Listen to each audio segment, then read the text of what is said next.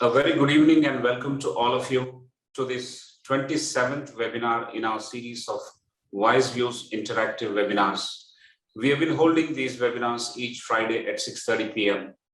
uninterruptedly, and this is the 27th webinar, and we are lucky to have Mr. Vikram Vuppala, who is the founder and CEO of NephroPlus. Welcome, Mr. Vikram, to the webinar here. Thank you, Mr. Have you.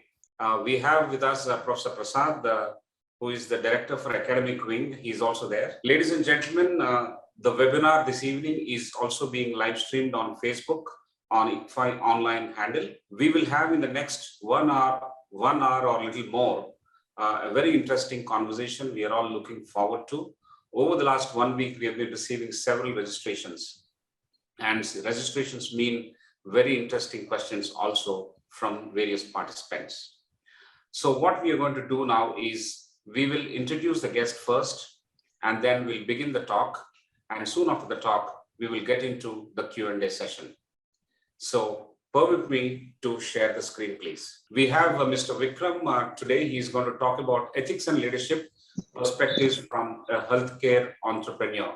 As I said, the agenda is 30 minutes of talk by Mr. Vikram and the next 30 minutes or 45 minutes of Q&A, moderated by my colleague, Professor Prasad, and I.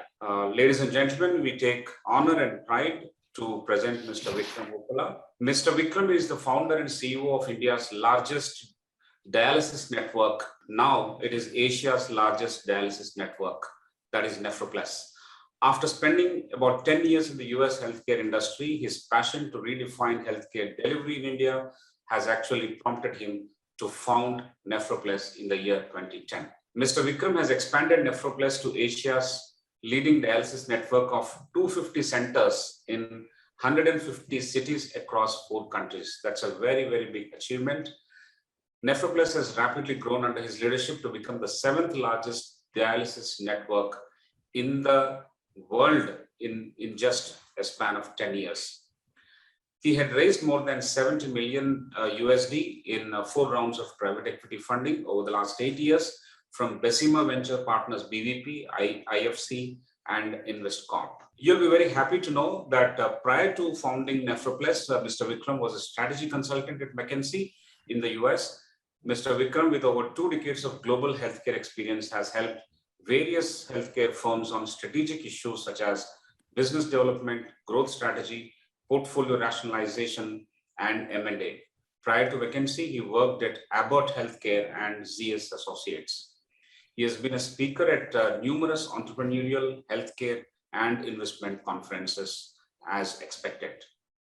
Mr. Vikram did his BTech from IIT Kharagpur, MS from the University of Illinois, Chicago, and MBA from the prestigious Booth School of Business, Chicago. So with this brief introduction, I would now request and also thank Mr. Vikram for joining us once again and request him to begin his talk. I will now stop sharing my screen. Ladies and gentlemen, I have one request to you. Kindly mute all your mics and let us pay attention to some of the lessons, some of the ethics and leadership issues as Mr. Vikram is going to talk about. After that, we have a large session of Q&A ensuing soon after his talk. Over to you, Mr. Vikram, and thank you. Thank you, Mr. Zaka, for inviting me for this talk. I've talked about entrepreneurship quite a lot in various conferences. This is the first time I was asked to speak on ethics and leadership, so I had to spend a little bit of time to jot down a few talking points for this conversation, because this is not the usual topic in various startup summits, entrepreneurship, healthcare summits. I think it's a very important topic. I'm glad that we are having this conversation. And I'll try to wrap up very quickly from my side, and I would love to spend more time on Q&A so that people actually get benefit out of it. I can speak about entrepreneurship or this leadership as well for a long time, but to better serve the audience, I think it's important to give appropriate time for the Q&A session. Now, my talk will be in 3 broad sections. The first section, a smaller one, would be just to introduce NephroPlus to the audience in case people have not heard of NephroPlus at all. The second section would be on ethics and leadership in general. And the third section, little bit brief than the second section, would be on ethics in healthcare in specific perspectives on ethics in healthcare. So firstly, on the first section, introduction to NephroPlus, I mean, we started about 11 years ago in the city of Hyderabad. After spending 10 years in the US healthcare industry, I was very keen to move back to India and sort of participate in the healthcare delivery revolution. And my thesis was that there's a lot of diabetes and hypertension disease burden in India, and India would need a lot of startups and help and support in this disease burden ecosystem. So that's how I had like 4 business ideas, and I started traveling around the country. And fortunately, out of the 4 ideas, when I met my co-founder, Kamal Shah, who has been with us for the last 11 years, I realized that NephroPlus is the right startup to work on. Kamal happens to be 45 years old now. And when we started, he was 34. And at that time, he was on dialysis for 13 years. So now he's on dialysis for 24 years.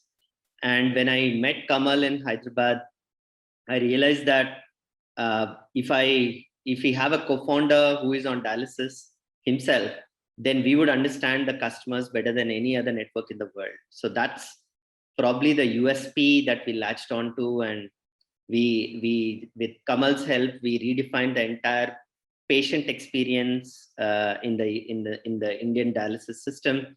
And we completely revamped the protocols, the operational systems, the look and feel of the centers, everything. And that's how NephroPlus got started. We raised a couple of rounds of angel funding, and then we figured out how to run multiple centers in the same city, multiple centers in multiple cities. And before we realized, we had a Series A investment from Bessemer Venture Partners. That was 2011 November, almost 10 years ago. And they still continue to be a shareholder in our company, even though we had given them an exit option 2 years ago. So we just focused on the patient care. In NephroPlus, we call our patients as guests. We don't like the word patient, because if a person is admitted in an ICU and fighting for their life, it's okay to call them patient. But dialysis is a lifestyle disease, and the kidney failure is a lifestyle disease. And people come driving their own cars, bikes, and they come get dialysis and go back to their home. So we call our customers as guests, and we have just been focused on guest care. And one of the fundamental core values of NephroPlus has been guest care comes first. And with that razor sharp focus, we just kept on doing good work. And as we expanded, and then more and more investors got excited about the story, and we raised Series B from IFC, which is a World Bank venture arm. In 2014, we raised a Series C. In 2016, we raised a Series D in 2019. So we just kept on expanding, but our razor sharp focus has always been on the guest care. NephroPlus, over the last 11 years, we have grown to become the largest dialysis network in India, now in Asia. And our network is spread across 4 countries, 165 plus cities, across 265 centers as of today. And the whole problem which gets magnified is, if it's a large 1,000-bed hospital in a city, or if it's 3-4 hospitals in 3-4 cities, it's a different problem. But if you have 265 centers spread over 165 cities in 4 countries, managing them in such a distributed network becomes a Herculean task. It's extremely challenging. But we have been passionate about increasing access in tier 3, tier 4 cities of India. And hence, while we could have built the same top line and bottom line by focusing on the top 10 cities in India, we were, as founders, we were always more passionate about opening a center in a smaller city. Like, for example, the third center of ours was in Mehboob Nagar, which was the first dialysis center in Mehboob Nagar. We opened the first center in Khammam. We opened the first one in Nalgonda. So almost in that 165 cities, there are 120 plus cities where we were the first ones to open a dialysis center. So that gives a unique sort of satisfaction that we have been able to redefine dialysis care in India. And before NephroPlus, people used to travel to the bigger city in India, like a tier 3 city to a metro city in India to avail dialysis, right? And when people relocate, their entire family, when they relocate, there's a lot of disruption in terms of kids' education, in terms of social networks of the patient family members, and so on and so forth. So I think that has been a unique redefining opportunity for us. Now people don't relocate to bigger cities anymore because of NephroPlus. So beyond all the top line, bottom line, whatever the numbers, I think redefining dialysis care in India gives us the utmost satisfaction. And I think it's essentially, from a leadership perspective, me and the co-founder Kamal, we have always been focused on the guest care, and that has served us well, and that will serve us well for the next 20, 30, 40 years as we continue to grow the network. So that's a very brief overview of NephroPlus. I don't want to spend too much time on that. Coming to the second section, which is on ethics and leadership in general, and the third section will be specifically on healthcare. In the second section, I had few talking points and would love to engage more in the Q&A session. The first one was, I think the whole world is moving towards a thesis where commercials at any cost. So be it profits, be it top line, be it valuation, whichever way you look at it, it has become completely commercialized to an extent that businesses or organizations are focusing on commercials as the number one optimization. So commercials at any cost is causing too much disruption in the ethics and leadership world. Because when commercials are prioritized to such a large extent, something's got to give. You can't have great commercials, great ethics, great leadership, great value system, everything being together is very difficult. For example, we all know how Facebook has faced a lot of flack over the last several years in terms of privacy and so on. How Google has faced a lot of flack. How many of the large startups, even in India, let's take Byju's example as an edtech business, the sales commercial engine, the sales engine is widely critiqued upon. So when commercials at any cost become the main theme, something's got to give. And it's usually the ethics, it's usually the value system in the organizations, right?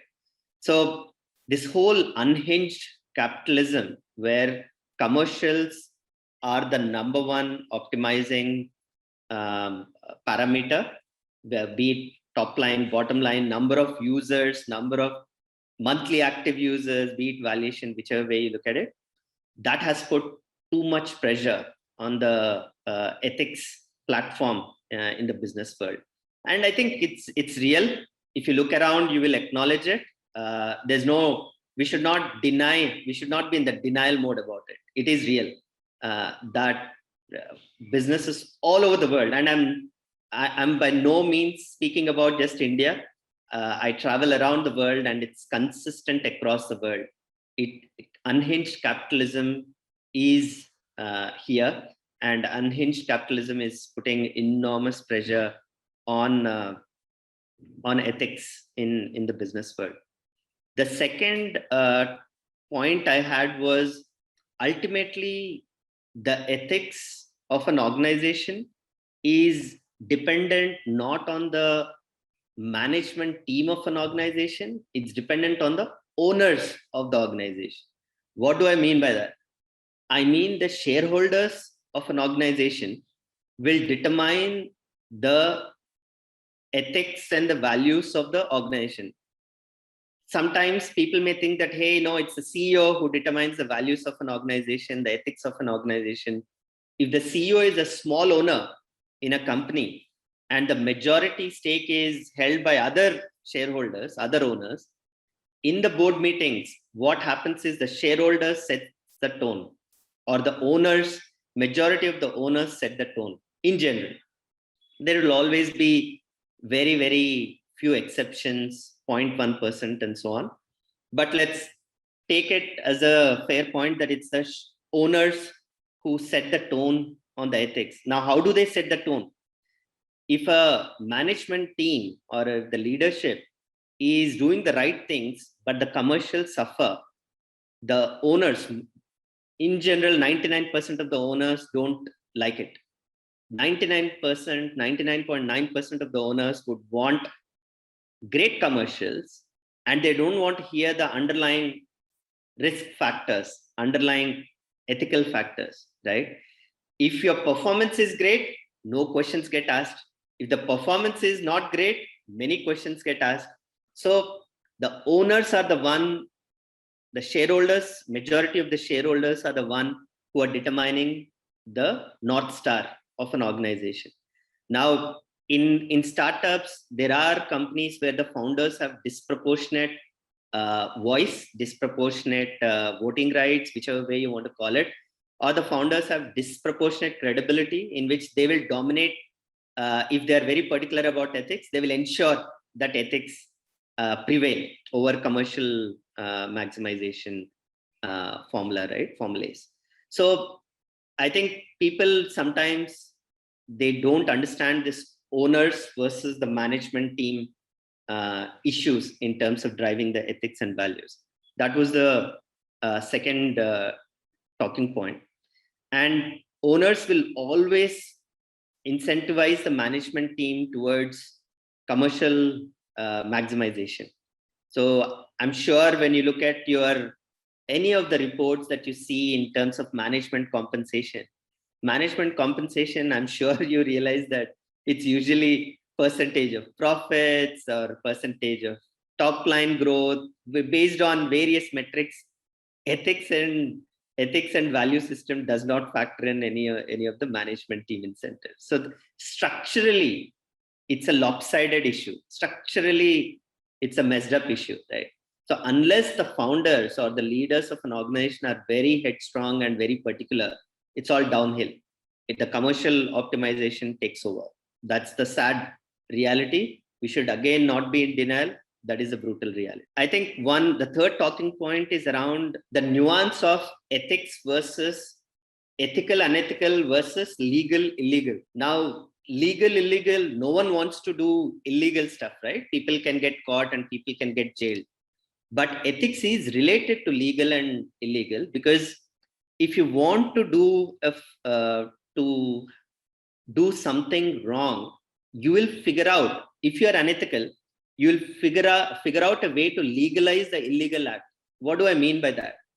I mean, sometimes what happens is some companies don't want to pay bribes to the government officials because it's illegal, right? But many of the companies all over the world have figured out, distributors have figured out other third-party agencies through which a consulting arrangement gets done and the payments get done to the end required party, right? So if you are unethical, it's very easy to legalize illegal activities. That's a nuance.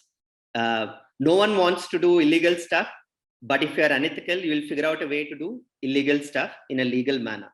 And there are hordes of lawyers who will be happy to fight your case to keep you out of the ambit of justice system, right?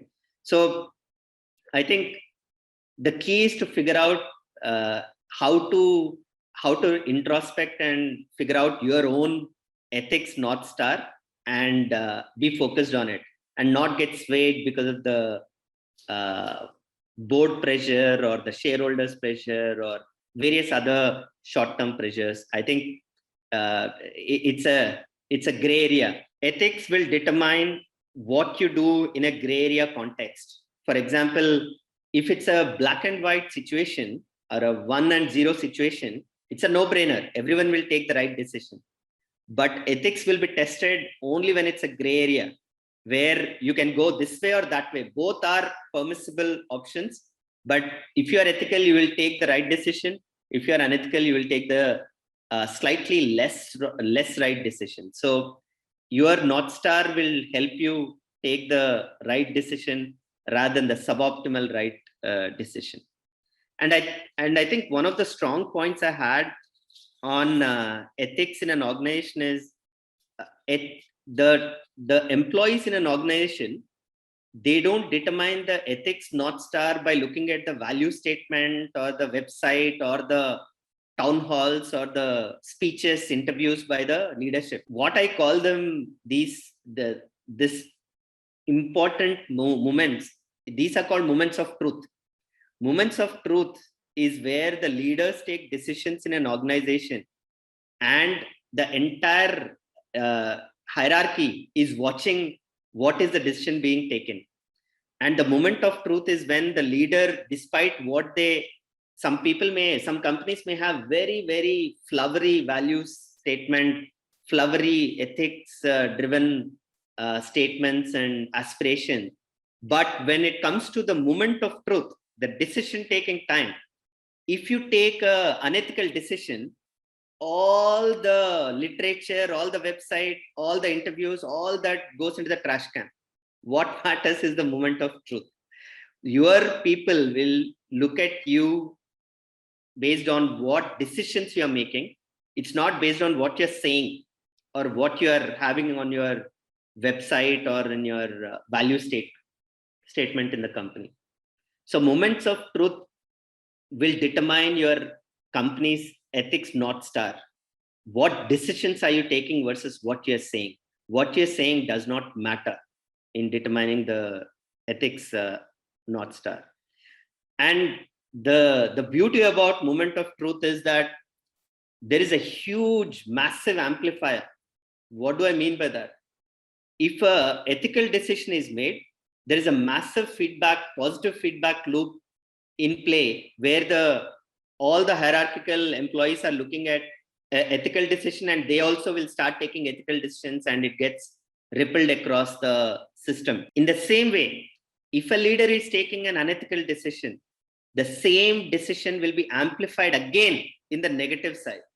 If they are taking an unethical decision worth 100 units, the next person will stretch it to 200 units, the next person will stretch it to 400 units, and so on. So both the positive amplifier and negative amplifier is a reality.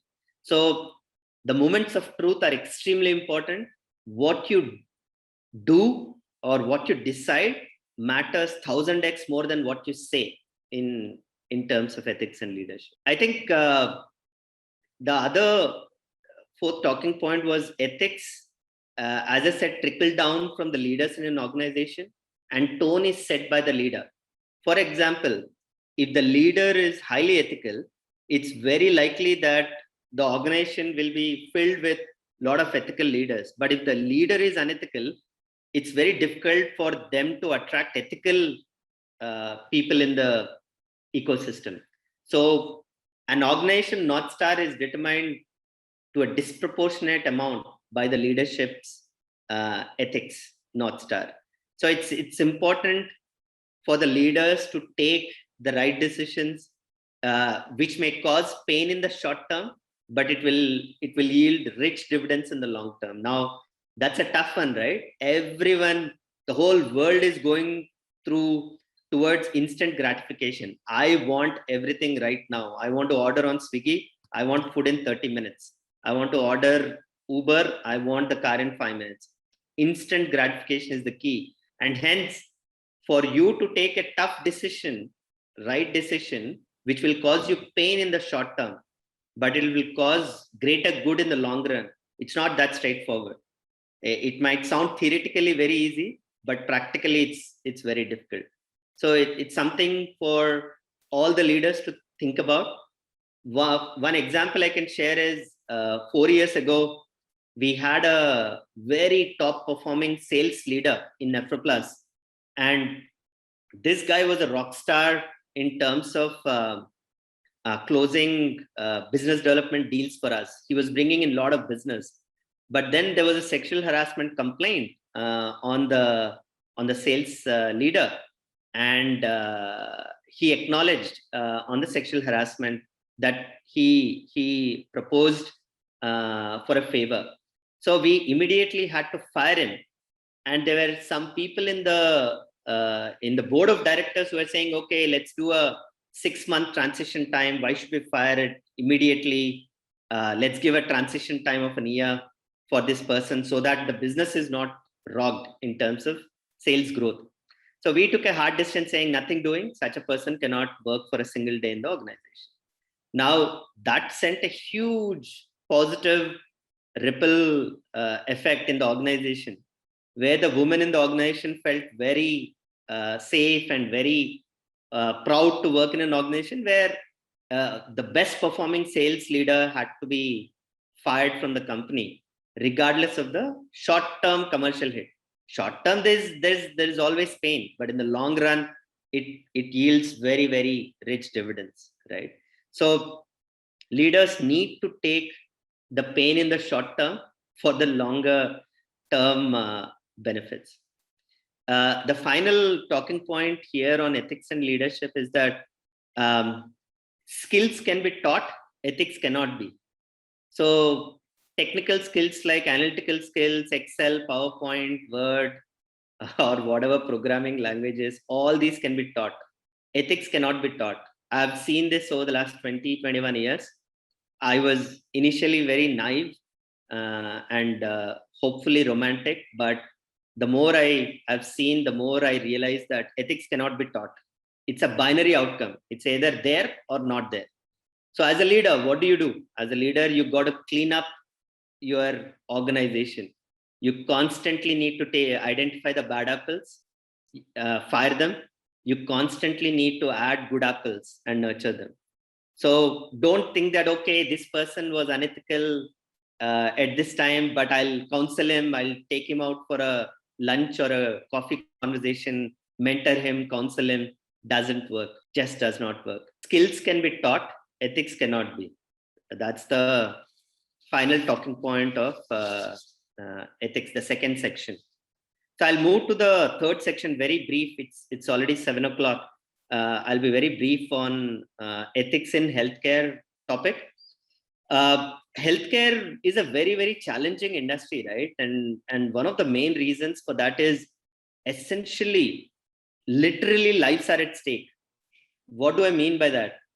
If you are in a fast food business, restaurant business, quick service restaurant, QSR business, if you cut corners, you do unethical stuff, some customer may get food poisoning as an outcome. In healthcare, people can die. People can get cross-infected with Hep C, Hep B, HIV. In the dialysis world, they can get cross-infected, right? They can die. So in healthcare, you got to be very, very careful in terms of how you deal with ethics.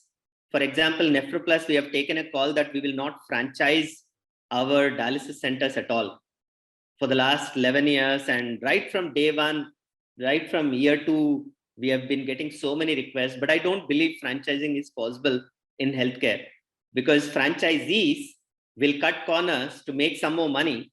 But unlike a fast food restaurant, here people can be infected, lives can be lost. So the stakes are very high, the risk is very high.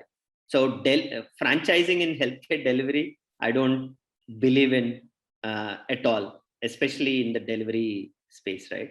Margin for error is literally zero in the healthcare system.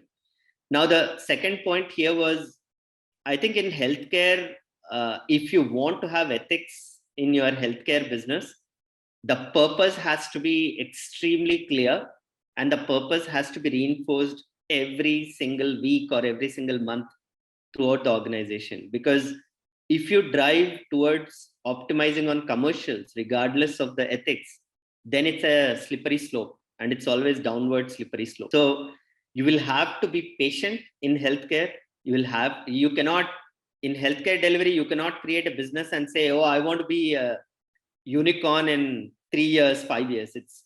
ethically it's just not possible. In delivery, I'm speaking. So you just got to have a strong purpose, and people who have looked at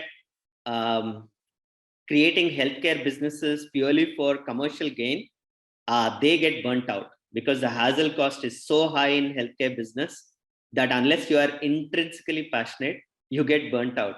A lot of startups got started looking at NephroPlus success, and they all realized in few years that it's such a tough business, such a painful business for such low margins, right?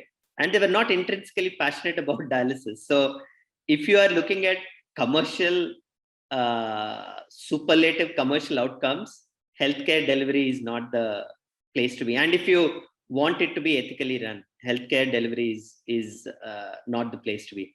There needs to be an overarching purpose, overarching reason for you to start a healthcare business. And I found the purpose through Kamal, my co-founder's help, and that's how we got started on NephroPlus. So I think purpose, there is a nuance point here, which is if you talk to any pharma company in India, if the flu season, I have interacted with few pharma companies where the sales leaders were sad that the flu season was very mild, right? So when the flu season is mild, we all should be happy. People are getting less sicker. But in various sections of the industry, be it hospitals, pharma companies, and so on, people want the feeder to be very strong, right? That's a ridiculous thing in healthcare.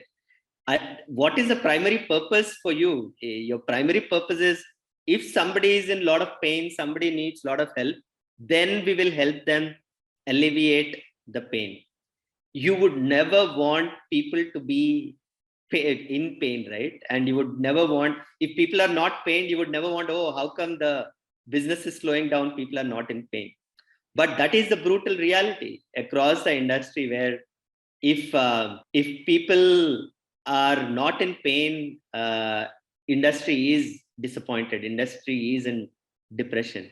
So that's why fortunately the dialysis world in our world is such that you can't do dialysis for a person who does not need dialysis. So that gives a lot of peace of mind for us, that we are not pushing excess care to people who don't need that care. Dialysis cannot be done for people who don't need it. So, but various healthcare companies in the ecosystem, they want to push the commercials to the next level. If it's in the gray area, if it's a diagnostic test, you would always want few additional tests rather than few lesser number of tests, right? And it's not a 0 or 1, it's the gray area, and ethics matter when it's the gray area. Ethics do not matter when it's a 0 or 1 question, right? So I think healthcare companies, especially leadership in healthcare, needs to be very, very careful and be focused on the purpose, the intrinsic purpose. And if your organization is only focused on commercial optimization, you better get out of that organization and join a better organization if you want to be in the ethical side of the business, right? I think the final point in healthcare from an ethics perspective and leadership perspective is, in healthcare businesses, leaders have to be especially much stronger than in non-healthcare businesses, because as I said, the margin for error is zero. People's lives are at stake, literally. So unless you stand for your values and ethics, you should not become a leader in the healthcare businesses. So I request all the people who are interested in, who are in healthcare or who are going to be in healthcare, the leaders, to be very, very strong and push back on any of the commercial pressures that you may face. So I'll pause there. I introduced NephroPlus. I talked about ethics and leadership in general, and I touched upon ethics and leadership in healthcare in particular.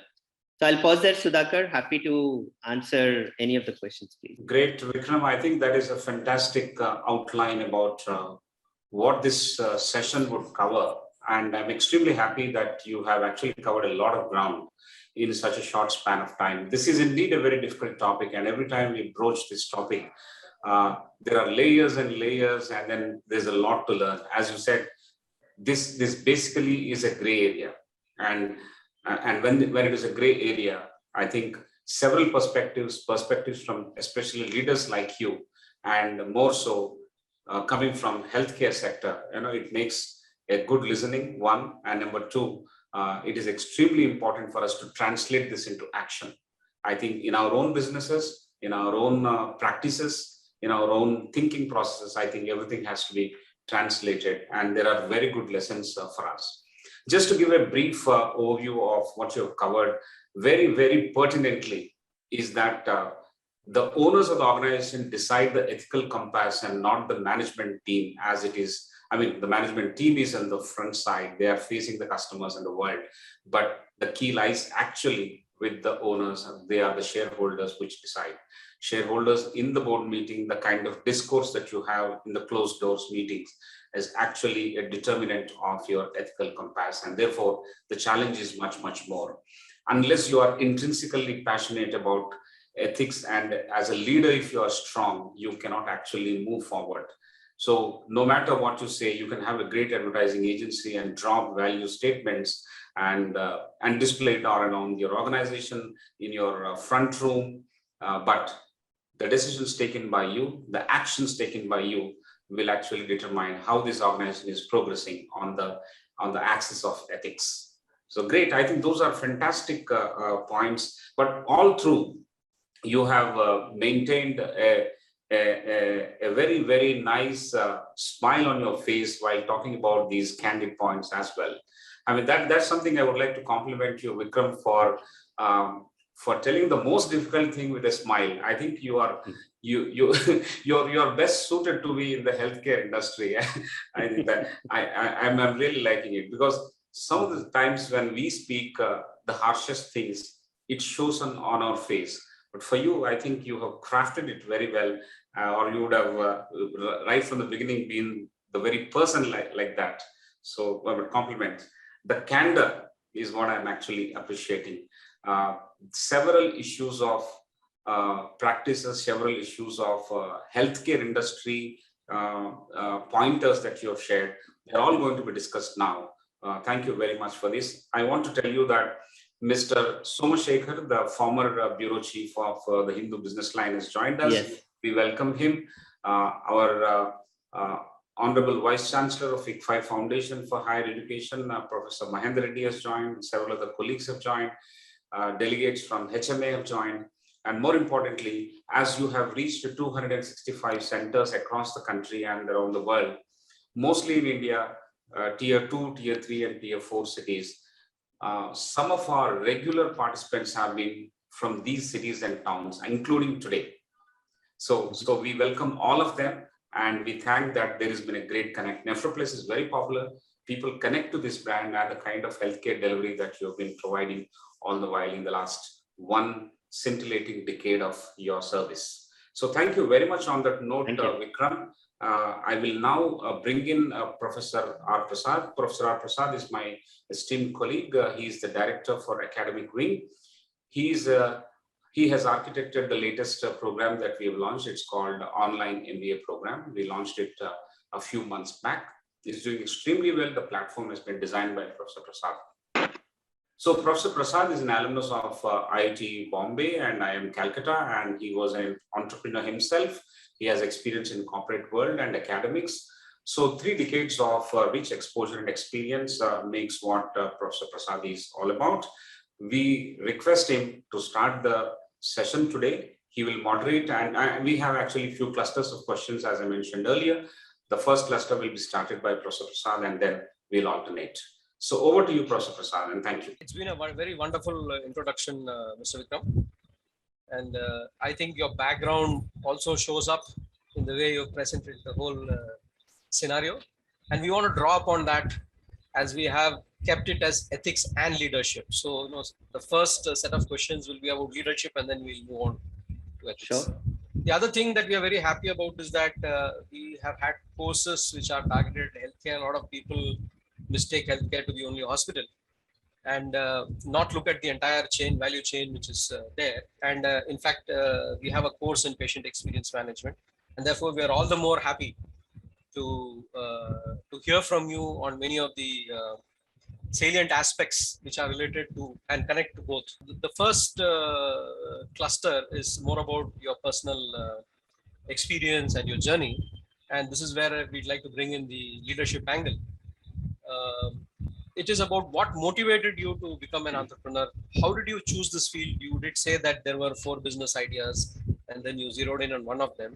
And what are the qualities uh, which have helped you in your journey till now, including the ethical? Very good question.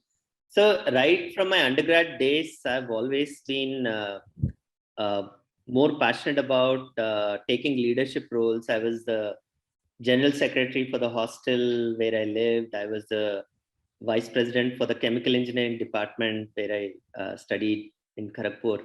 So that whole leadership inclination has been there right from the beginning. And right after undergrad, I wanted to do a startup, but this was 99. I had no clue what to do about a startup. And then I heard that one of my family members said, hey, if you do a MBA from a very reputed school, hopefully from US, then there could be more startup ideation that happened and more skill set that you can gain. So I realized, let me work in US for a couple of years and then join a B school. And in Chicago Booth, I primarily focused on entrepreneurship curriculum. Entrepreneurship and finance were my 2 majors. There's a very good new venture challenge sort of a course in Chicago Booth where you practically prepare a startup pitch and you pitch to the live investors, real investors, and you win tens of thousands of real seed money. So I participated in that. We won the second prize there. So right along, it has been how to be an entrepreneur. But post B school, I had a big tuition loan. So I had to spend a couple of years at McKinsey to pay back the tuition loan. And then I moved back to India.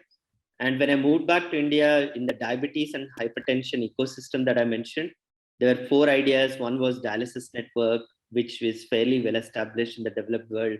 The second was community diabetes clinics. The third was selling glucose monitors, BP monitors online. The fourth was distribution related to diabetes and hypertension products, offline distribution. But the more I traveled around the country, I realized that at that time in 2009, India was not yet ready for some of the other ventures where unit model was not coming out very strong. But after I met my co-founder Kamal, I realized that this could be a very powerful combination where I bring in the business skill set and Kamal brings in the patient perspective. The combination will be really good.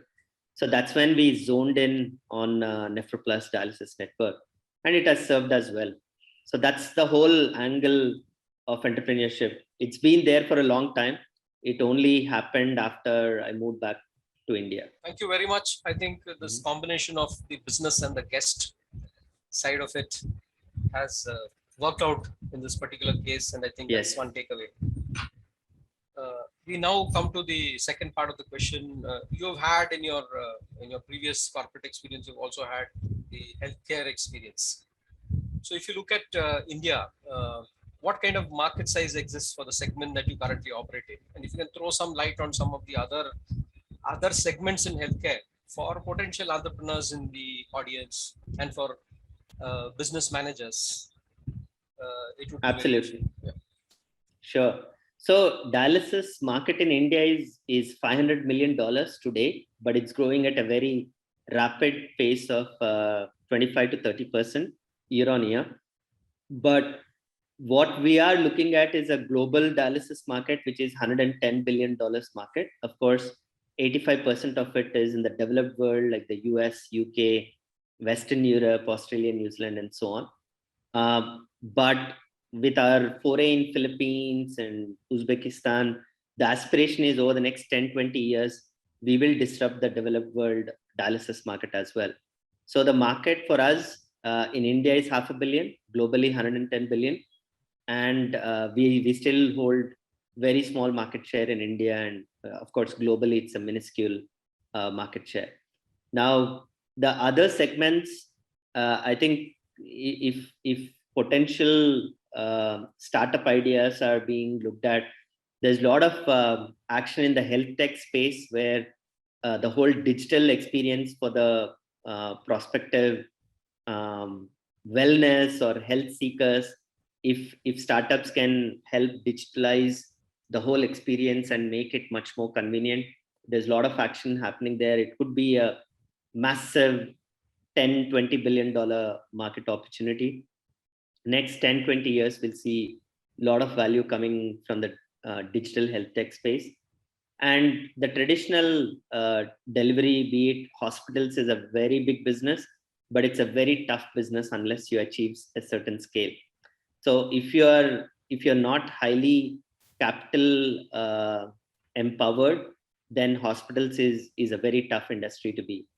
The other segment is the diagnostics, which is a massive industry, at least $10 billion in India already, and growing very rapidly because people are becoming more health conscious, have more health checkups are happening.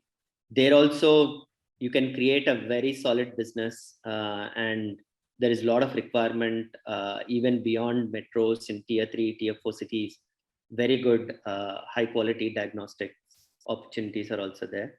There are some very large players in India already in this space, like Dr. Lal, Metropolis, Thyrocare, and so on. But there's always an opportunity. The market is so big that there's always an opportunity.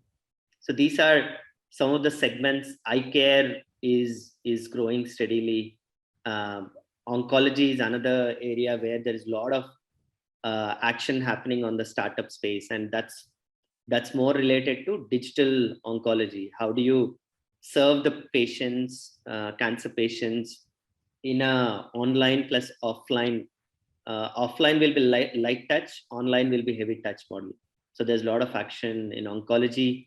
IVF clinics, that's a massive industry, but it's very dodgy, very gray in terms of the market practices. That's another very large industry. So I think the healthcare industry is so large that you can pick up any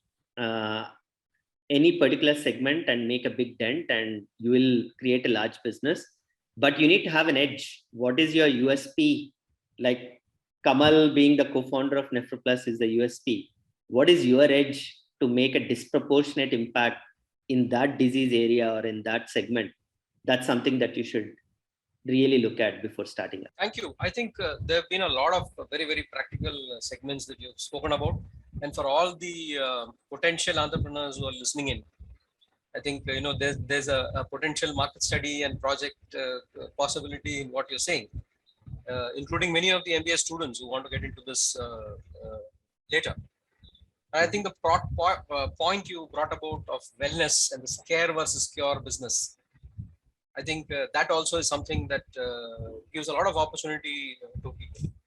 It's very encouraging to hear that it is so large that, and there are so many segments that a lot of people can help out in India's development in this particular space. Yeah, absolutely. The third question, I'm also connecting to one of the chat questions, is, in your moment of truth point that you brought out when you were discussing, you also answered one of the questions in this cluster, which is basically about when you grow fast, how do you do so with ethics? This question is related to, when you do so, how do you caution against failure? Again, it's a entrepreneurship management question. Ethics is also there, but it's also about how do you maintain the business so that the failure rate is, the risk is reduced. Yeah, it's a very nuanced question overall, Professor Prasad. I think there was one instance in NephroPlus journey where about 5 years back, we were growing so fast. In a normal month, we open 4 to 5 dialysis centers in a normal month these days. It's since last several years. But 4.5 years back, we were opening 6 to 7 centers per month. The growth rate was too high. And then we realized that, hey, the quality of clinical outcomes, the service levels, the feedback suddenly was dropping. from the sort of the NPS scores or the satisfaction index for the partners and the guests, right? So then we realized that, hey, we are growing too fast. And in healthcare, if it's like a normal product delivery manufacturing plant, right? It's different. You can scale up, you can introduce new capacity and you can scale up. But in healthcare, because you're dealing with lives, you cannot just, there's no hockey stick in healthcare. So you got to be patient. So then we actually shut down our expansion for 6 months. We called it as Project Equip, where we didn't expand at all for 6 months. We created a transition team which had transition managers, admin managers, and clinical managers, whose only job is to ensure that new centers that we are opening are conforming to the NephroPlus standards, where these people will be traveling all over the country, going from one new center to the other new center to the third new center and so on. Spend 2 months, make sure the NephroPlus standards are in place, right? And that's when we realized we won't launch more than 5 centers in a month until we feel comfortable. So this is where the leaders need to take a hard call. Of course, your top line for that 6 months, we didn't grow, right? That's a big question mark. Hey, how come NephroPlus paused growth rate? But in healthcare, the guest care comes first. That's the core value. If the guests are not benefiting, then what's the point of expansion? So we had to invest in this transition team. We had to stop complete new centers growth for 6 months, but that has served well. And we realized, hey, we can only open max 5 centers in a month where we don't compromise quality. Even today or every other quarter, there'll be investors who come to us and say, hey, it's a great story. If capital is an issue, we'll put in 25 million, 50 million USD. Can you open 20 centers a month? Why pause at 5 centers, right? So I keep telling them it's not about capital at all. It's about how well you can deliver the quality outcomes and service level.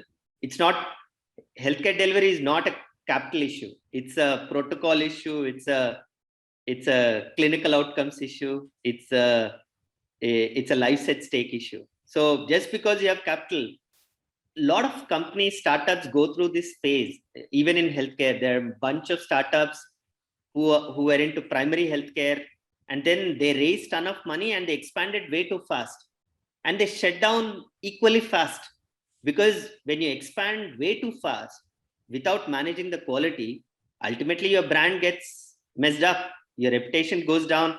The consistent outcomes that you want, if you don't have a good product, it's not sustainable in the long term. So many startups tend to fail when they expand, especially in healthcare, when they expand way too fast and forget the primary purpose that they have come to the table with. Fantastic. I think you've given one major point. And this is about, what we call the growth has to be matched with the fulfillment. And Yes. the delivery is what gives the fulfillment. And this is something that we have also experienced when we are doing the online MBA program. Mhm. It's not just about executives coming in and joining the program. At the end of the day, they should be able to also add value to themselves. And partly that is found in how they're able to respond to the program and fulfill the assessment requirement. I think that's a very, very Yes. important point. And once you've got those systems in place, it's far more easier to scale up. Thank you. We come to the end of this cluster. I hand it over to Professor Sudhakar. Thank you, Professor. I think it's very interesting. Vikram, we are entering into additional layers of discussion as we are moving forward. Sure. I come to the next cluster of questions, and it is the mantra in the corporate world currently, including healthcare and everywhere. It looks like you preach ethics but practice profit. I mean, that's what we generally get to see, myself and most of the participants. Mhm. Ethics is one of the most overrated, or it is the most overrated variable in leadership. The rhetoric, more often than not, is a clever smokescreen kind of thing for whatever the unethical practices that they end up doing. So your comment on this? Yeah, I mean, it's very difficult, right? When leaders are not vested in a long-term success of the company, it's very easy to to go in the wrong direction, in the gray area. In the 0 or 1, it's very clear, very easy. But in the gray area, it's difficult. And if the organization, as I said, the owners, the key leadership, either the owners have to be really aspiring to create a strong ethical organization, or the leadership has to be so strong to manage the owners to build the ethics North Star, right? So one of these two things needs to be there. Otherwise, if the leadership is not ethical, it's very difficult for employees in an organization to fight upwards. Fighting upwards is not easy. You can push ethics downwards. You can't push ethics upwards. It's very difficult. Great. Within Hyderabad, I had experienced, or at least I looked at certain outward signals. Some of the prominent hospitals, some of the big ones, actually, I don't want to take the names. Yeah. They displayed the Diwali kind of lighting on their outside building, on the facade. A shopping mall generally would do to attract crowd. You are encouraged to enter into and shop more. But then a hospital, you don't have happy hours in hospital, right? It's not a bar. I've seen that prominently happening in Hyderabad also. I don't know about other cities, and you have greater experience across many other cities in India and abroad. That is something, yes, as you rightly said, relates to the ownership and what kind of drive or what kind of signals the owners are giving to the management team, so that they are cutting short their so-called invested in long-term benefits kind of formula with which they entered the actual business in the first place. So the second question, therefore, is, against all these challenges, how do you ensure? One is the top-down approach. What are the other approaches you would suggest to ensure leadership at various other levels, especially in a healthcare organization like yours? Yeah, I think it's important in healthcare for the leadership to have patience and the owners to have patience. Healthcare delivery, especially, as I said, it's not a hockey stick business. You need to be vested in the long term. And many of these practices that are coming into the delivery are attributable to private equity coming in a big way into the healthcare delivery system, right? Now, what is private equity? Private equity is there is a general partner who manages the funds of a private equity firm, and there is a limited partner who are the owners or the people who are putting the funds into the private equity firm. They are called LPs. The people who are managing the fund are called GPs. Now, GPs, all they care about is the IRR, the internal rate of return. How much money have we put in? How quickly can I make a decent return? And usually the investment horizon is they need an exit in 4-5 years. When a private equity firm enters any business, in 4-5 years, they look for an exit. Now, as I said, in healthcare delivery, there is no hockey stick. You need to be patient. So that's where the tricky balancing act comes in, where you grow fast enough, but you don't compromise quality and outcomes and the service levels at any cost. Now, for that, patience is required, strong leadership is required, ability to give an exit to one private equity by getting investment from another private equity firm, right? So if there is too much pressure that, okay, next 2 years, I need to sell my stake and move on, that puts inordinate pressure on the management team. Then the Diwali lights come out. That's what happens. I think several takeaways there in terms of the existing practices and the structure, how it is operating, which ends up actually putting so much pressure on the management team. And one of the ways in which it shows up is the Diwali lights. Very unfortunate. Mm-hmm. The next question is about the Hippocratic Oath that we all hear about or read about includes ethical dimension, if I'm right. Yes. What are the practical challenges to that? We are in healthcare sector. We all swear by the Hippocratic Oath. And so where are the challenges there? Does it help, or this is one more facade? Yeah, I think the challenge is somewhere else. The challenge lies in the medical education fees structure. So if I'm a doctor and I'm putting in 2 crores for a radiology seat, and I'm investing 2 crores in a radiology seat, and I'm working I'm tirelessly studying and working for 10 years to get a degree, then of course I need to see the returns, right? If the education is free, it's a different equation altogether. But the medical colleges fee structure, I believe, is fundamentally a big reason for corruption in healthcare from a physician's perspective. Again, it's being a doctor is not at all easy. Being a doctor is extremely challenging, and I empathize with the doctors who don't have weekends like many of us do, who don't get disturbed during a Sunday or a Saturday. Doctors are on call 24/7. There's so much studying, so much investment that gets made. The sad reality is, doctor after 13, 14 years, they start making certain money, whereas an IT employee right after undergrad is getting very fat pay packages, right? So it's a very disempowering sort of an ecosystem. Of course, it's a whole spectrum. There are few physicians who are extremely commercial. There are many physicians who are extremely solid on ethics.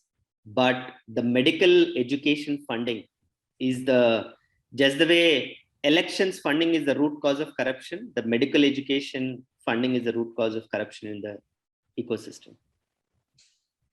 Wow, I think you nailed it.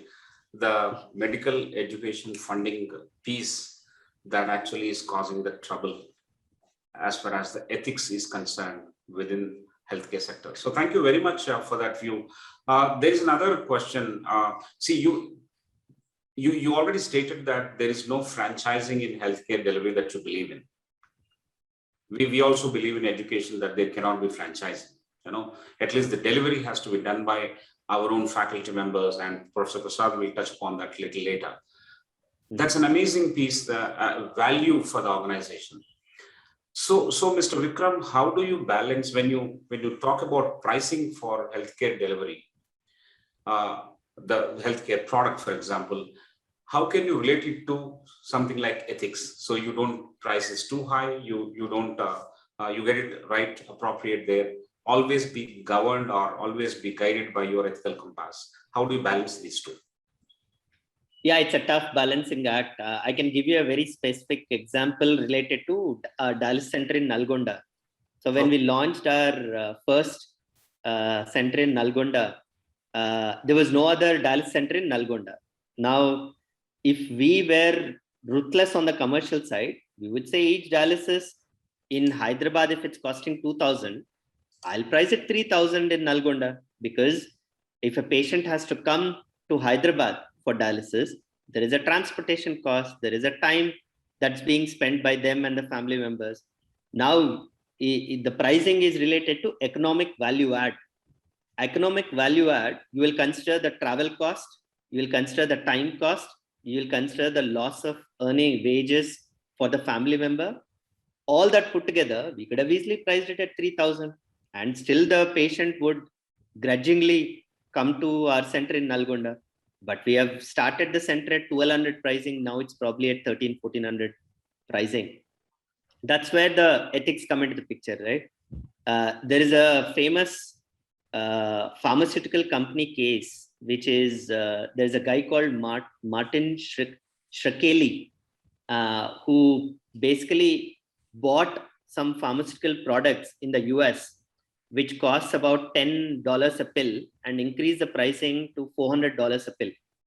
Now, there is nothing rocket science in that pill, but he had the ability to price it to $400 per pill. So he's like, hey, I'm not doing anything illegal. It is not illegal. It is unethical to price a $10 pill at $400, right? And he's right now behind bars. He's in jail in the US. So people are always pushing the envelope in terms of unhinged capitalism. People are always saying, what can I get away with? What can I get away with? If there is a lack of fundamental ethics North Star.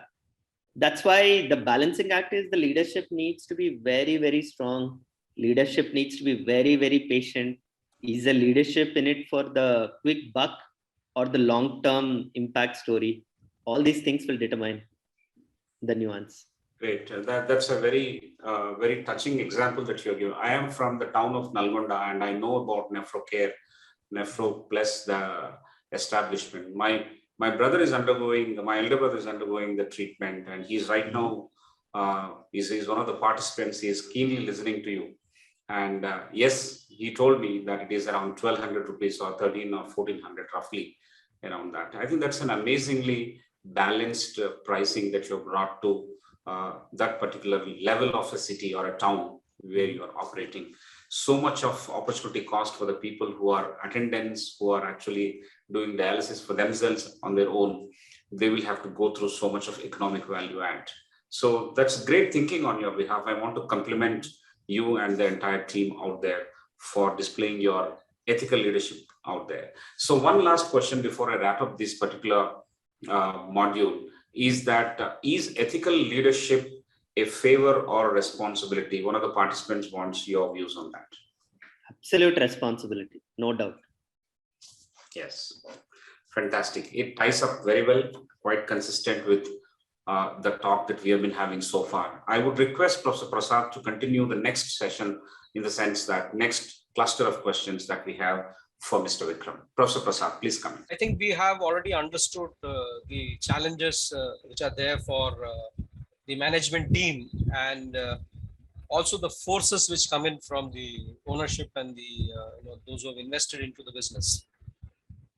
Somewhere I have read, now I'm looking at it from a guest point of view. Somewhere I have read that about 2/3 of people who pass away because of kidney disease don't even know that they have it. It's one of the articles which has come out. Now, how do you, I mean, both as a venture or otherwise, how do you have something which communicates, makes guests know more about, such sort of information, try alternatives? What are the business ideas there? What kind of, how can we help these guests? Yeah, it's a very tough one because diagnosis in the tier 1 cities is fairly decent, but if you go down the tier city system, especially in tier 3, 4, and 5, if a 50-year-old person gets edema, which is swelling of legs because of lack of kidney function, people will say, hey, this guy has lived for 50 years. It's time to say goodbye, right? So the diagnosis, there is no intent to take them to a nearby solid health center and get the diagnosis done. Slowly, the governments, the state governments in India are waking up bit by bit. There's still 90% of the heavy lifting that still needs to be done. But it's slowly dawning in the Indian ecosystem where people are going to the PHCs, primary health center, and we are trying to educate the ASHA workers and PHCs that, hey, if you see edema, it could be kidney disease and so on. But we have historically not invested heavily in mass marketing, or we don't do any marketing whatsoever about NephroPlus. So we haven't done huge investments in education around this, because connecting to a tier 5 city family, tier 5 town family is not that straightforward. Which channel do you use to get to them is not that straightforward. And how do you do it in an affordable way? The brutal reality is, whatever investments we do in marketing, ultimately in every business, the customer pays for the overheads. In dialysis business, let's say invest 25 crores in marketing across the country and educate on the diagnosis. That 25 crore cost will be apportioned over the existing guest base, and the price of dialysis goes up. It's a very, very tough balancing act for us to make sure the price is not going up. There is already huge consumables or the medical consumables inflation that we struggle to fight with, and we have no choice but to increase the price at select places. But we don't want to do unnecessary investments, or it's not unnecessary, but the investments that we cannot afford or our guests cannot afford.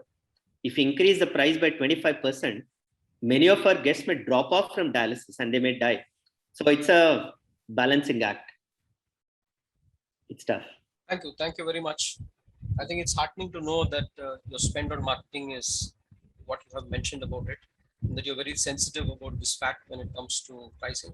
And this actually leads to the next question, which one of the participants have asked. So if cost and profit are two motives which should be driving the state of healthcare ethics indirectly, how are you handling your processes and decisions on cost? You did give one example with respect to marketing cost. Can you illustrate with certain other costs on the delivery side? Yeah, so we are very, very particular about cost efficiency, be it on the medical consumables, be it on the human resource costing. So we are constantly looking at, are we having more than what we need on a human resource perspective? Because every single inefficiency, our philosophical view is every single inefficiency in the system, the burden is borne by the guests. It's not borne by the shareholders. It's not borne by the management team. The burden is borne by the customers. Here, in our case, it's the guests. So inefficiency has to be cut down. Inefficiencies cannot be zero because the cost of monitoring becomes so high that it's not worthwhile. But how do you keep the inefficiency cost to a bare minimum? That's the balancing act that you have to do. And at NephroPlus, all the directors, each function head is empowered to take decisions to weed out inefficiencies. But it's a continuous process. There is no finish point where we say, okay, last 6 months ago, we came to a stage where all inefficiencies are weeded out. It never happens that way. It's a continuous process, and it'll be continuous going into the future as well. Can you give us one illustration with respect to that? Say, for example, on the HR side or maybe any of the supply costing side? Sure. So, for example, when we looked at human resource cost, there was a time before the COVID, just when the COVID wave 2 happened, we had a lot of bench strength to make sure if our technicians get COVID positive, then if they are in quarantine, then the guest care cannot be compromised. Dialysis has to go on. So we had about 125 bench strength on a contractual basis, right? It's not a permanent basis, but a contract basis. But then after wave 2 got done in June, the team, the function head realized in July, not in June when it got done, but late July, realized that, hey, bench strength contractors are still on the payroll, even though wave 2 has ended in June. So already July month has passed, August is about to begin. So in August, August first week, we took a conscious call that because the wave 2 has ended, we don't need the contract employees anymore, right? So 1 month notice was given, and by August and September beginning, majority of the contract staff got removed. So it's a constant balancing act where you have to keep on doing the right thing, but also keep the cost low for the existing guest space. It's not easy. I think that also brings out the importance of the operational and the tactical management level to look at where this can be done and the kind of impact that it has on such a large issue as ethics, if not done. Yeah, absolutely. Thank you very much. I hand it over to Professor Sudhakar Rao for the next cluster. Yeah, thank you very much. I think we are now getting into the final segment of our questions, and these are more direct questions and more, operational kind of questions drawn out of curiosity to understand more about where they are living and what they're looking at. So from that point of view, as you also said some time back, a lot of people in India do not go to hospitals for the fear of unbearable costs of treatment. Now, government intervention like providing insurance is one way for treatments. What is it existing currently for dialysis? Is there any insurance policy for dialysis which can be taken up when one's kidney is actually normal? Yes, sir. Yeah, so unfortunately, when the kidneys, the problem happens because people do not invest in health insurance when they are healthy. So everyone thinks that, oh, we are healthy, what is the need for health insurance, right? But then the problem happens, and then on the retail insurance side, you can't get a health insurance policy if your kidneys have already failed, because it's termed as a pre-existing condition. Now, IRDA is working on some regulatory changes, but still we are far away from it. What helps actually is the Ayushman Bharat or the Aarogyasri scheme or the various state health insurance scheme, which cover dialysis as part of the health insurance scheme. But on the private side, unless you're part of a group insurance scheme, like if you're working for a Wipro or an Infosys, you have a group insurance where the employees have families covered in the group insurance scheme, where it still works out. But if you want retail insurance on an individual basis, there is no spread, because once your kidneys fail, you can't get insurance policy at that time, because there is guaranteed outward flow. There is no spread for the insurance provider. So the better thing to do is in India, the private insurance coverage is in single digits even today, which is a shame. People should get private insurance when they don't need it. That's when in future, when they need it, it will be applicable. But people, as I said, everyone wants instant gratification. If I'm spending the money today, I need to get the benefit today. People do not have patience to invest today and wait for the returns. Right. I think a long way to go as far as this particular insurance awareness and insurance implementation pieces are concerned. Thank you for your response on that, Vikram. The second one is looks like naive, but extremely practical, according to me, is that how can one ensure that one doesn't get to the stage of dialysis?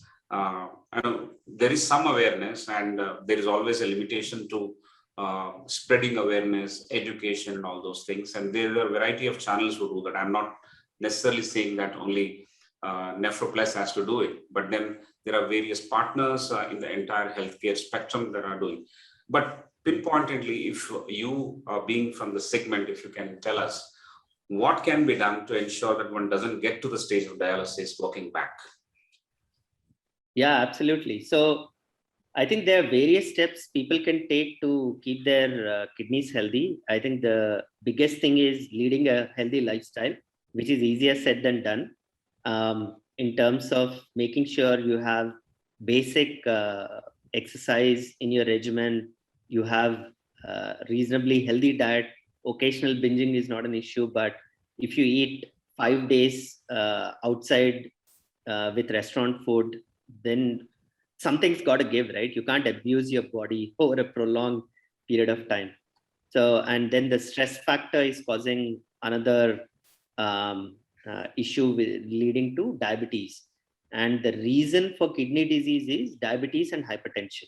These are the two risk factors or disease factors. So if you lead a healthy life, you would stay out of the diabetes and hypertension ecosystem. And if things are bad, and if you are already a diabetic or a hypertensive, then how do you manage your disease in a decent manner with making sure you are taking the right medications, making sure you are following the appropriate protocols. And if you get into chronic kidney disease, if somebody is a diabetic or a hypertensive patient, then they should get an annual health checkup done. And if you diagnose kidney disease in the early stages, stage 1 and 2, you can pause the progression of the disease just with some oral medication. So that awareness around health checkups, annual health checkups for at-risk population is very important. Because in stage 1, and kidney disease is 5 stages. The last stage is kidney failure. If you can catch kidney disease in stage 1 and 2, you can pause the progression of the disease. If you catch in stage 3, you can delay the onset of dialysis by a few years.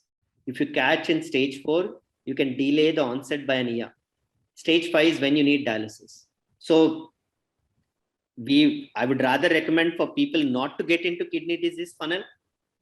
But if you are getting into the kidney disease funnel, annual health checkups to make sure your disease is not progressing is the right way to look at it. Very, very useful, sir. I think these are the tips that we all should actually write down and actually practice. Not to get into the funnel of dialysis or the kidney problem per se. Detect it early, do your regular tests, even annual tests, and try and prevent further damage as we move forward. I think that's fantastic and extremely directly useful. So one more question is. So Mr. Sudhakar, there are a bunch of questions in the chat window. I'm taking that. Maybe we can do a rapid fire window where I quickly answer so that people can get their questions answered. Sure. I'm actually going on to the window, right? Okay. So we'll do corporate governance, independent directors in the boardroom. There's a correlation, and that's why the law has allowed us to bring in independent directors. Don't you think it is working in the boardroom to uphold ethics? Yeah, I mean, but the quality of independent directors is still not exceptionally high. I think in listed firms, independent directors are much more empowered than in private firms. So ultimately, it all depends on the shareholders. If the shareholders, as I said, the owners have to dictate the ethics North Star. In listed firms, there is definitely more control because independent directors cannot be incentivized. They are given fixed remuneration. Whereas in private firms, their remuneration could still be in stock options, which is determined by the values determined by the commercial success. So it's still independent directors. It's still very toothless in private firms, but in public firms, there is some merit to it. Great, thank you. The next question is, has NephroPlus conducted any Save Your Kidney kind of awareness programs for the benefit of underprivileged in the society as part of your CSR, if any? Yeah, so we have done a campaign called Have a Heart for Your Kidneys.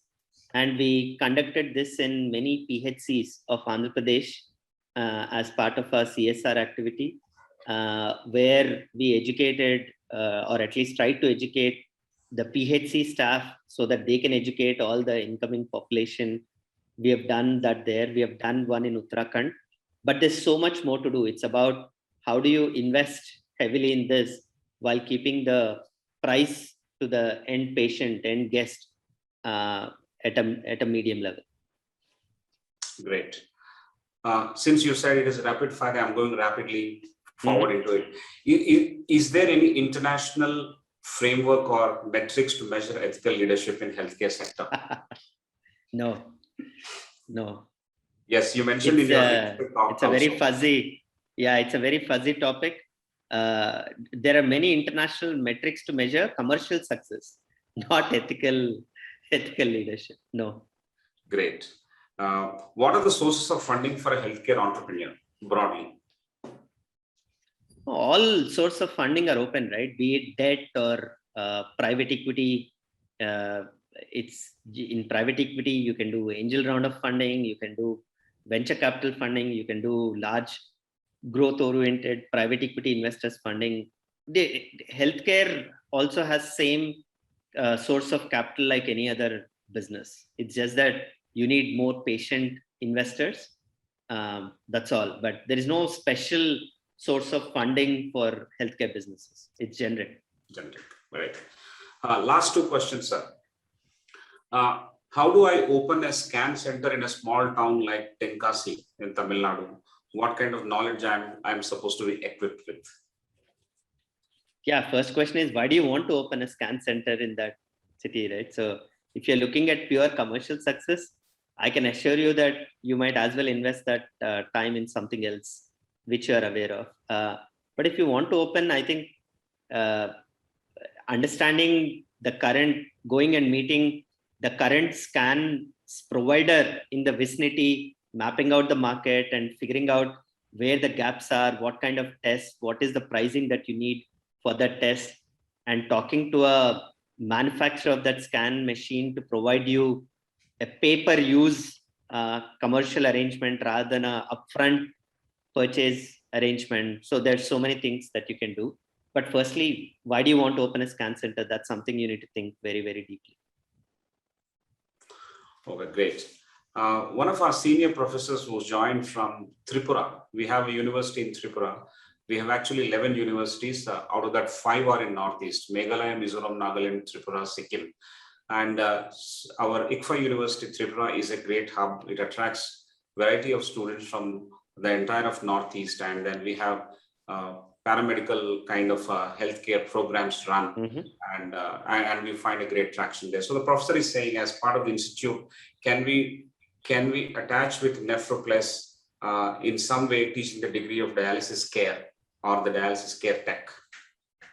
Yeah, I mean, please. Sir, actually, we are giving the 4 years degree program, BSc in dialysis care technology, and which is very premier in the northeastern state. And I am giving the supply to the northeastern state, especially for the SKG Sanjeevan. I am basically from the community healthcare background, so I attach with different hospitals. But I need some more openings for my students in the dialysis center where we can send give the good exposure. That's why I write the question. Sure, Dr. Mukherjee. We currently conduct, we have various branches of our training academies called NPDA, which conduct a 2-year program, not a 4-year program, because people are, again, as I said, impatient, right? Very quickly, they want the returns in 4 years. Having a degree, very few people are interested in that. So our maximum throughput comes from the 2-year program. And we now have a center in Guwahati, which is our first center in the Northeast. But I mean, Mr. Sudhakar can give you my email address, and we can explore setting up a training center jointly in Tripura as well. Yeah, we have the faculties. We have the faculties. Yes. Fantastic. Sounds good. Thank you very much, sir, for that. Okay. One last question. This may be taken as one for the road. Professor Prasad is supposed to drive to the airport. So one last question on behalf of all of us. Sir, you have a great edge in terms of an intrinsic passion displayed by Kamal in your journey. Now, what about others? How do they select their partners? How do they select their associates in this journey of business into healthcare? Yeah, I think the only thing I'll have to say is the chemistry matters a lot between the co-founders. And if you have a bunch of friends from college who are trying to do and whose resumes perfectly overlap, then you're not bringing complementary skills to the table. So if you can figure out other great individuals who can bring different skill set to the table, but you have to, co-founders need to have great chemistry.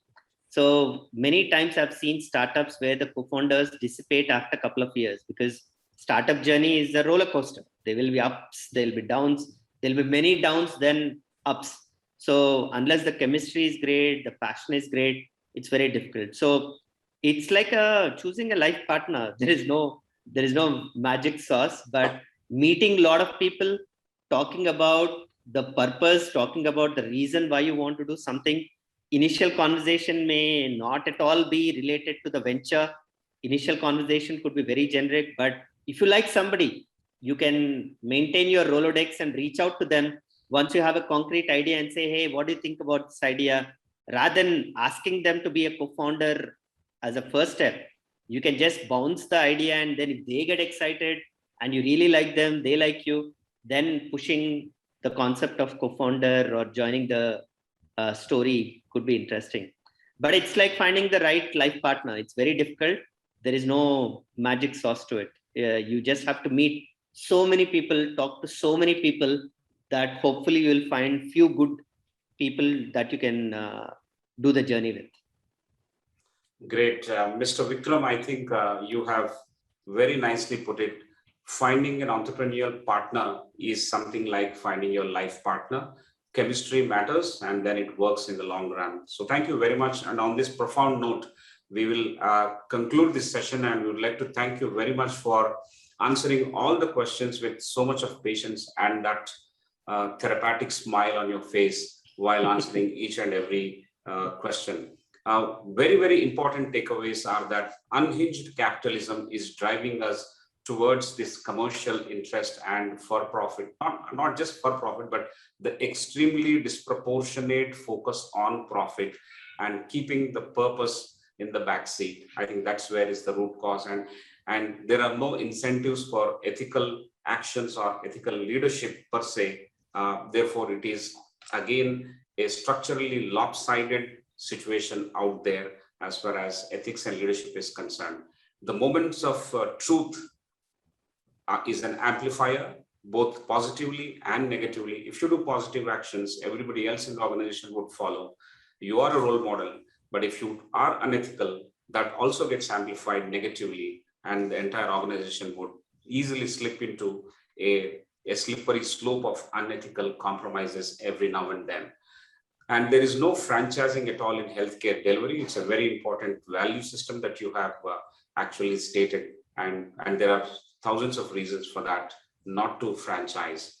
And leaders in the business, especially in healthcare, will have to focus on overcoming the short-term pains for the long-term dividends. I think that relates to the purpose, that intricate passion, intrinsic passion which you mentioned, I think will only help us determine where we are going to go and stay this. It's a tough business, and ethics is all the more tougher, and it's a gray area, and we need to keep on learning from it and keep on dealing with it every day, every single activity that we take up. Thank you very much, sir, for this profound talk, this session, and the questions and answers that we have had. I would like to, on behalf of ICFI Group, Professor Prasad, the Vice Chancellor, and everyone, and all the senior members, and also on behalf of all the participants, would like to profusely thank you for making this session a blockbuster session. We have learned a lot. We have enjoyed listening to you, talking to you, and I hope we will come back to you and we will do the tie-up with you for our ICFI University Tripura. Thank you very much, sir, for your valuable time. I think your time should be spent on thinking about your guests. How many sessions are happening? How many dialysis sessions are happening without any noise? I think that's with the bigger purpose out there. So I will always be indebted to you for this valuable time that you have spent with us. Great learning for us. We'll come back to you. We'll write to you. We'll keep in touch with you. I'll also share the recording of this entire session, sir. Thank you very much. So, ladies and gentlemen, I would also like to thank you for making this a very, very interesting conversation because of the questions that you have shared and very actively that you have participated. I want to thank each one of you for your contribution. Also, we will meet you next Friday, 6:30 p.m. on 29th of October with Mr. Bezwada Wilson.